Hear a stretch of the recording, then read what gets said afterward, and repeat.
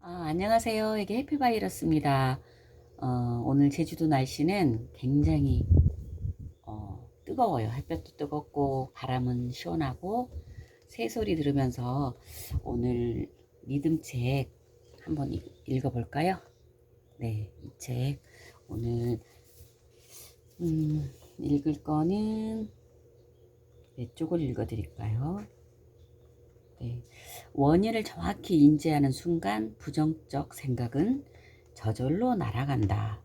그래서 146쪽이거든요. 좀 더 극적인 사례를 이제 얘기한 건데요. 병원에 입원 중인 한 여성이 손목을 칼로 그었다. 당장 그를 만나게 해줘. 못 만나면 자살할 거야. 그녀는 경계선 성격장애 환자였다. 그런데 자신이 믿고 따르던 심리치료사가 2주간 휴가를 떠나버렸다. 그녀의 손목에선 계속 피가 흘렀다. 빨리 그를 불러와. 그렇지 않으면 치료 안 받아. 병원 직원들은 어쩔 줄 몰랐다. 야수처럼 흥분한 그녀를 진정시킬 수 있는 의사는 아무도 없었다. 그대로 놔뒀다간 그녀가 피를 너무 많이 흘려 목숨을 잃게 뻔했다. 그때 그녀를 지켜보던 한 의사가 그녀에게 외쳤다. 당신은 지금 너무나 두려운 거죠? 그 사람을 영원히 못 만날까봐 너무나 겁이 나는 거죠? 순간 그녀의 눈이 의사의 눈과 마주쳤다. 그러면서 본물이 터지듯 눈물이 흘러내렸다. 정신분석가 이승욱 박사가 쓴 상처 떠나보내기에 나오는 한 장면이다. 그녀는 왜 그 말 한마디에 눈물을 쏟았을까? 그녀에겐 믿고 따를 만한 한 사람이 이 세상에 아무도 없었다.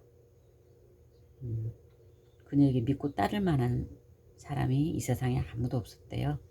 오로지 그 심리치료사만이 자신이 기댈 수 있는 유일한 사람이었다. 그런데 그가 돌연 장기 휴가를 떠나버린 것이다.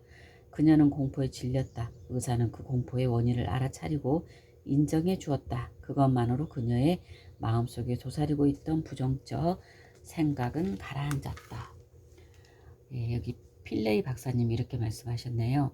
모든 부정적 생각의 뿌리는 생존하지 못할까 하는 두려움이며 두려움의 원인을 인지해 주는 순간 부정적 생각은 저절로 사라진다.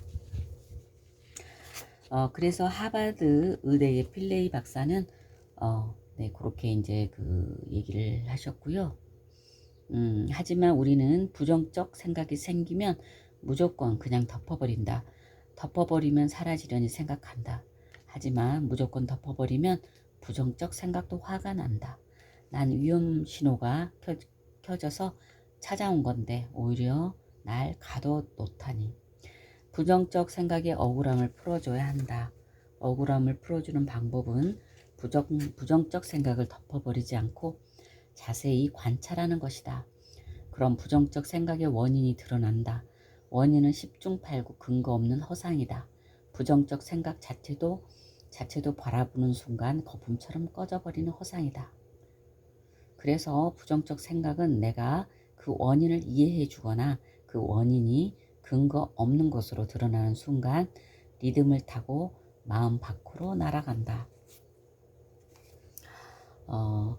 상대의 눈으로 보면 원인이 사라진다. 한 할머니가 고함을 지르고 울부짖고 물건을 집어던졌다. 막무가내였다. 병원 간호사들은 방법이 없다고 판단했다. 도저히 안 되겠어. 정신병동에 감금시킬 수밖에 없어. 정신병동에 옮기기 위해 정신과 의사에게 급히 자문을 구했다. 난동 현장에 달려온 의사가 할머니에게 말했다. 할머니 화가 많이 나시죠? 아무도 마음을 알아주지 못하니까요. 할머니의 시선에 할머니의 시선이 의사의 눈에 박혔다. 할머니는 눈물을 글썽이며 속마음을 털어놓았다.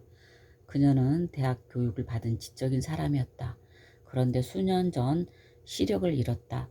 얼마 전엔 넘어져서 다리까지 부러졌다. 다리 수술을 받기 위해 정형외과에 입원 중 소동이 벌어진 것이었다. 귀까지 어두운 할머니는 라디오를 크게 틀어놓는 습관이 있었다. 그런 소리가 너무 커서 다른 환자들은 얼굴을 찌푸렸다. 환자들이 불평하니 간호사가 달려와 라디오 볼륨을 줄였다. 그럴 때마다 할머니는 불같이 화를 냈다. 또 다른 문제는 창문이었다. 할머니는 항상 창문을 열어놓았다. 간호사가 창문을 닫으면 할머니는 폭발하여 창난 증세까지 보였다. 라디오와 창문이 할머니에겐 어떤 의미였을까? 할머니 어떤 방송을 즐겨 들으세요? 의사의 물음에 할머니는 신이 난 듯 라디오 프로그램에 대해 얘기했다. 모르는 것이 없었다.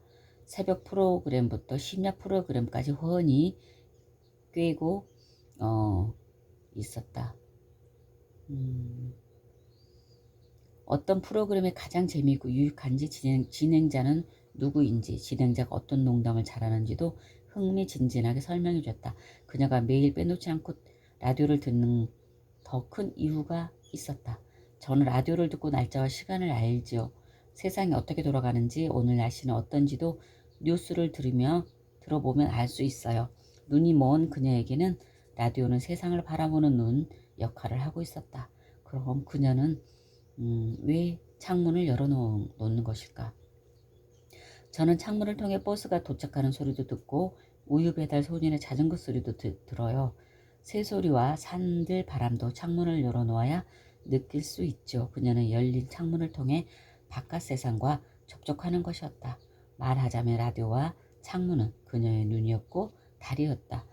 의사는 그녀의 사정을 간호사들에게 알려주었다. 간호사들은 할머니에게 이어폰을 구해주었다. 그리고 그녀의 침대를 창가로 옮겨주었다. 할머니는 다시 창난 증세를 보이지 않았다. 할머니가 창난 증세를 보였던 건 간호사들이 할머니의 시각으로 보지 않고 자신들의 시각으로만 보았기 때문이다. 할머니의 문제를 해결하려면 당연히 할머니의 시각으로 보아야 했다는 데도 말이다.